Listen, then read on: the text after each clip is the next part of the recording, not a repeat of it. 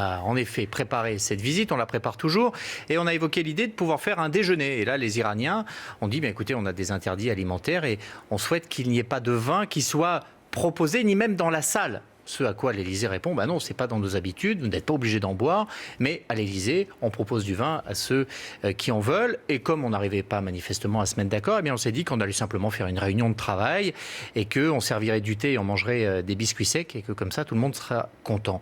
C'est la même chose et c'est de la même manière que Jacques Chirac, à l'époque, avait toujours réglé la question avec les Iraniens en leur proposant plutôt de passer à l'heure du goûter. Alors c'est vrai qu'on peut s'étonner de se dire qu'on a passé 10 ans à négocier d'arrache-pied un accord avec les Iraniens, à essayer d'aller vers une normalisation des relations avec eux, de s'appuyer sur un président beaucoup plus ouvert que les autres, qui est ce président Rouhani, et lorsqu'il vient, de bloquer sur la question de la carte des vins, d'autant que pour d'autres délégations, comme la délégation israélienne par exemple, on anticipe ce genre de questions et d'interdits alimentaires et que ça ne fait même pas débat, et que lorsque vous recevez en période de Ramadan des chefs d'État arabes, il n'y a pas de bouteille sur la table, parce que ce serait vraiment inconvenant de se servir à boire pendant qu'en face de vous, votre interlocuteur est en train de faire Ramadan, ce qui n'est pas facile. Mais en l'occurrence, on ne l'a pas fait. Alors pourquoi est-ce qu'on n'a pas trouvé un arrangement? Il n'y avait pas de bonne volonté des deux côtés? Exactement. C'est comme quand vous recevez quelqu'un chez vous.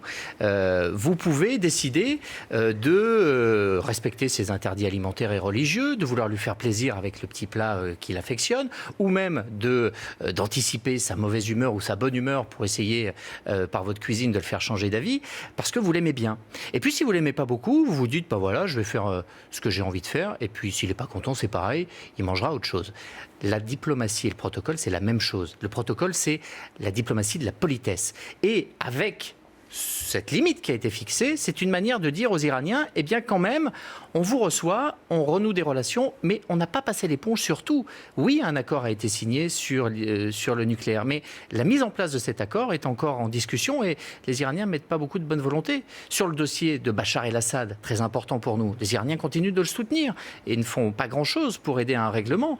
Et puis surtout, nos nouveaux amis saoudiens et émiratis sont à couteau tiré avec les Iraniens. Donc, le message qui est envoyé aussi avec cette affaire du vin, c'est la France, ça n'est encore pas open bar.